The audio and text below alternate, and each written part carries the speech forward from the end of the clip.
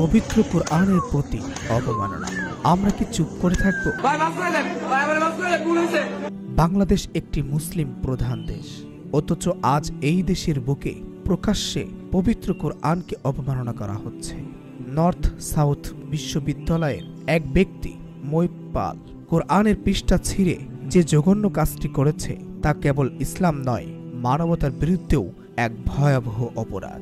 কিন্তু আফসোস, আমরা এই দেশের ৯৫% মুসলমান চুপ করে আছি।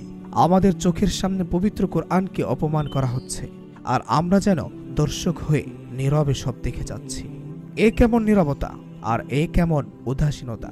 আমাদের ঈমান কি আজ এতটাই দুর্বল হয়ে গিয়েছে? আজ যদি আমরা প্রতিবাদ না করি, কাল হয়তো আরো বড় অপরাধের সাক্ষী হতে হবে। আজ কেউ কোরআন ছিঁড়ে ফেলেছে, কাল হয়তো কেউ কোরআনকে পুড়িয়ে ফেলবে। তখনও কি আমরা বলবো কিছু করার নেই? আমাদের আলেম সমাজ আজ কোথায়, যারা প্রতিনিয়মিত ইসলামের বাণী প্রচার করেন? আজ তাদের কণ্ঠ কেন স্তব্ধ? ন্যায়ের পক্ষে আজ কেন কেউ প্রকাশ্যে দাঁড়াচ্ছেন না?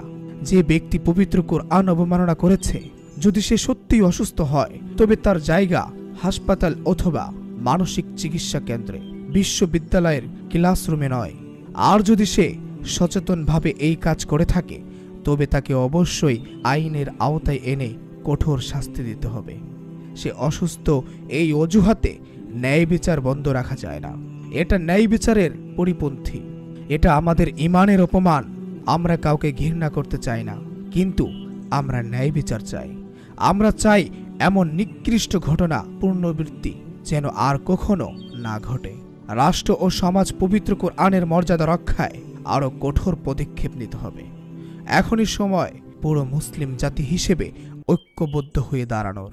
আজ যদি আমরা চুপ থাকি, আগামীকাল হয়তো আমাদের ঈমানের পরীক্ষা আরো কঠিন হয়ে আসবে। তাই প্রিয় ভাই বোনেরা, এখন আর বসে না থেকে যে যেভাবে পারি আমরা চেষ্টা করব ইনশাল্লাহ কোরআন অবমাননাকারীকে যথেষ্ট পরিমাণ শাস্তি দেওয়ার। এই ভিডিওটি যথেষ্ট পরিমাণ শেয়ার করে সকলের মাঝে ছড়িয়ে দিন, যাতে করে অন্য অন্য মুসলমানেরাও জাগতে পারে এবং বুঝতে পারে কোরআনকে কেউ অপমান করলে কারো আর রক্ষা নাই।